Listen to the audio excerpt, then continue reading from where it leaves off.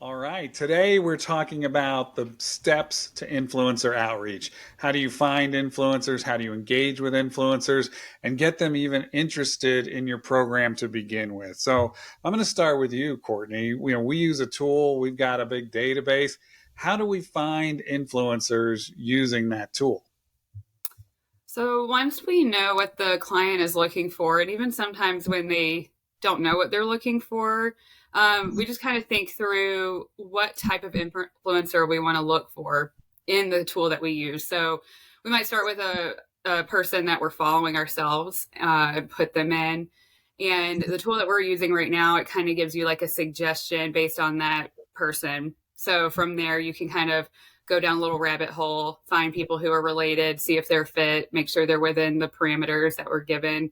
But we can look for different kinds of topics that they talk about that they post about online. We're looking at things like engagement rate. We want to make sure that they're going to be worthwhile and influential, not just audiences. A lot of people think audiences are important, audience numbers, but we don't know if those are if they're being influenced or if they're just collecting likes. So, Right.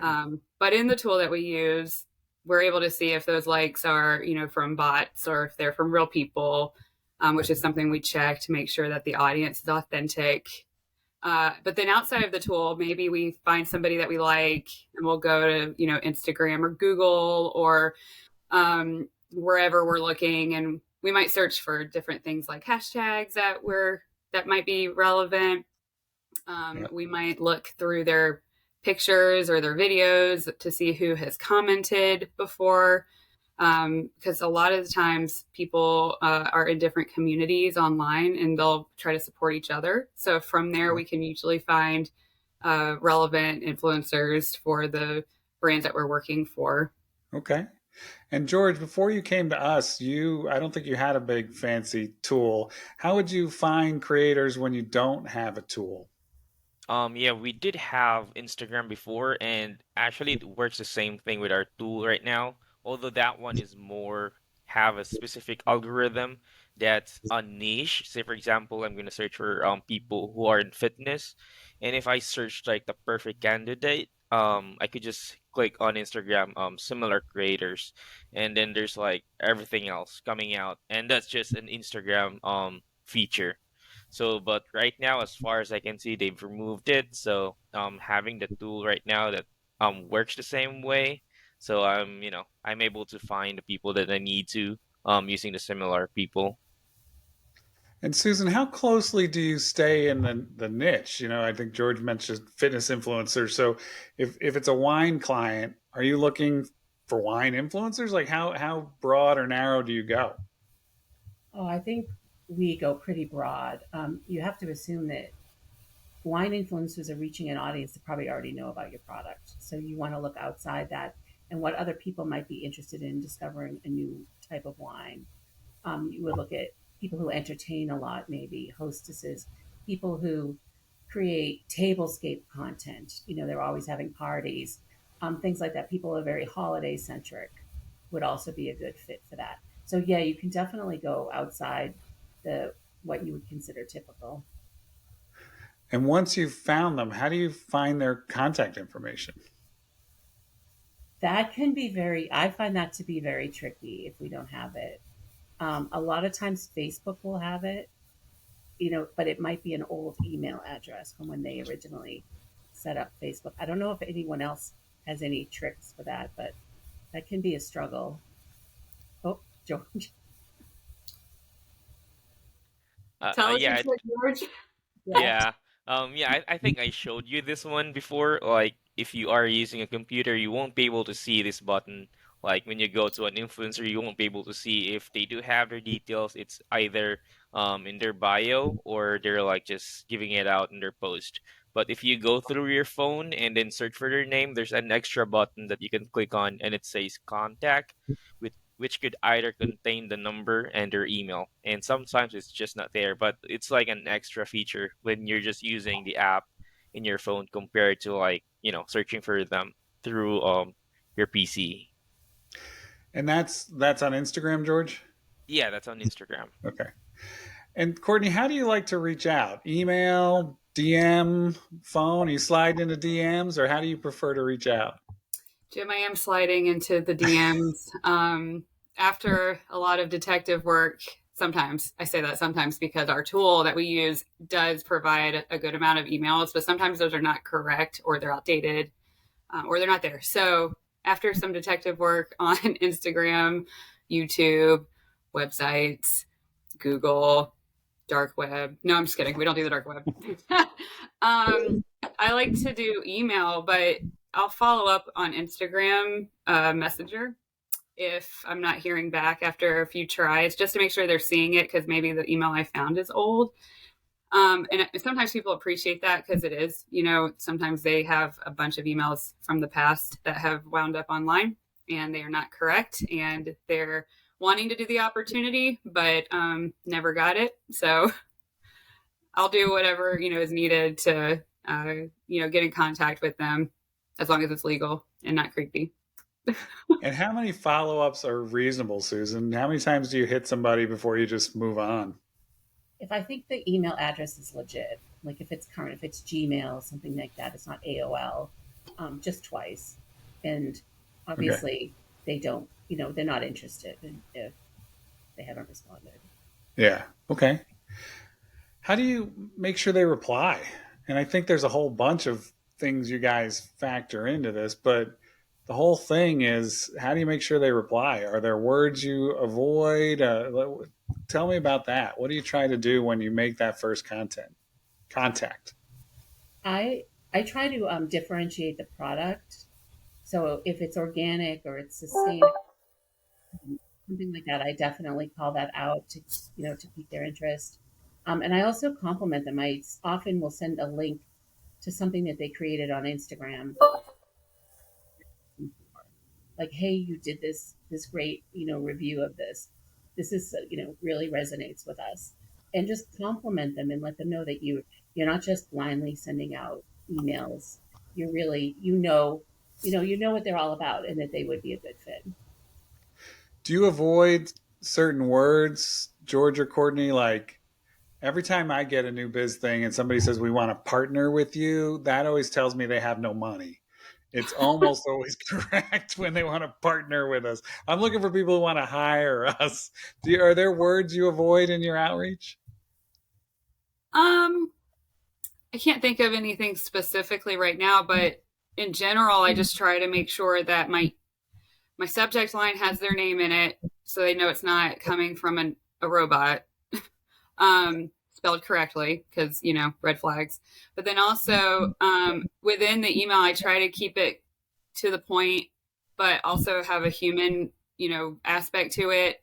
And I think through emails that I find spammy and I don't want mine to come across that way, so I just try to be really cognizant of those things. Do you guys say how much you're paying or typically not? I do right up. You front. do? Yeah, I do too. And that varies depending on what you feel the creator's appropriate rate is. Mm-hmm. And have you always done that, or did you start doing that to improve the response rate? I've always done it. I feel like it eliminates a lot of the back and forth. And it Yeah. also sets a realistic expectation. There might be some room for negotiation, but if we're so far off, you might as well know up front. Yeah. And how many details do you include? So you mentioned the product, a little bit of product. You mentioned the amount. Do you talk about other things like, when it's due, or is there anything else beside that you talk about? I list all the deliverables because Okay. that's the other question we always get. I also list the time frame to make sure they don't have any conflicts. And I also ask if they have any conflicts, like have they committed to a similar brand in the next so much, the things up front that could make the deal not happen. I put it all right there. And then they have all the information. Yeah. Both of you, George and Courtney, you do the same? Yeah, I want to make sure I'm not wasting their time. And we're busy, so we're also trying to be, efficient there. So yeah, if we include really quick snippets at the beginning, I think it helps with the communication in general. And I think they appreciate that. George, when you're going after one of these programs, what response rate do you expect? So if you reach out to 20 influencers, how many do you expect to hear back from, at least in some yes or no kind of way? Well, for now, I'm working towards that part when I start to handle the campaign, but on my previous experience, it's like if we go through like 20 people, it's gonna be like 2 to 3 that's gonna respond, and that's how hard it was. And especially that we were using because we still had troubles. We were not using any tool or application to like speak with them, unlike that tool that we have now where we can just grab their email. We can contact them via the platform. So imagine we had to go through 20 people a day, and the limit was like if you are a business account, it's like 50, and then when you go beyond that, you are done for the day because you are already tagged as like spammer. So it was very hard. So 20 people, it's just 2 to 3 people that's gonna respond, and then on a good day, it could go up to 5 to 10. Okay. Susan, do you see the same experience? And what percentage, if you reach out to 20, what percent do you think you're going to actually sign to a deal? 50%. 50%. Okay. And what are some of your tricks for getting that number up high? I guess Courtney mentioned the subject line is very important. The first sentence is very important. Is that the differentiator? Having all the information up front so it doesn't feel like a scam. It's like, we're legit offering you an opportunity and this is what we expect. Not just, I mean, I know they get hit up all the time and that's why we really have to stand out. Um, yeah, that's really it. It's really just being very transparent. Okay. Are there any mistakes that any of you think of that you've either made yourself or you see other brands making, or you think the influencers are scared about? I think when you're not able to negotiate, that really hinders your chances of working with people sometimes. And that's just not with the rate, but also the deliverables, time. Sometimes you can't be as flexible with timing, but when you can, I think it's important that you do because, we're all just working through life and trying to get things, going. And sometimes life happens and we have to, work together because, I mean, it is a relationship that we're building with our influencers, with our brands, the influencers and the brands, making sure everybody's happy. So we just want to make sure that we can accommodate when possible on their end. I think something else that's important is that, in this business, really all we have is our reputation, right? And I think influencers have been scammed previously, they haven't been paid, or just the whole relationship was a nightmare. The deliverables kept changing, things like that. I know that is something that we do not do. The deliverables are set up front, the payment is set up front, the terms. So I think once people work with us or they know people that have worked with us that can vouch for us, it makes it easier for us to hire people. Yeah, and I would think in our perfect situation, we are able to use a quality creator more than once. And so all that vetting and that first contact is valuable for that campaign, but then also future campaigns. Well, I want to thank you, Courtney, Susan, and George. I think these are great tips for the person out there who's banging their head against the wall, trying to figure out how to reach out to influencers and creators and get them to work for their brand. So thank you so much for the time. You're welcome. Yeah.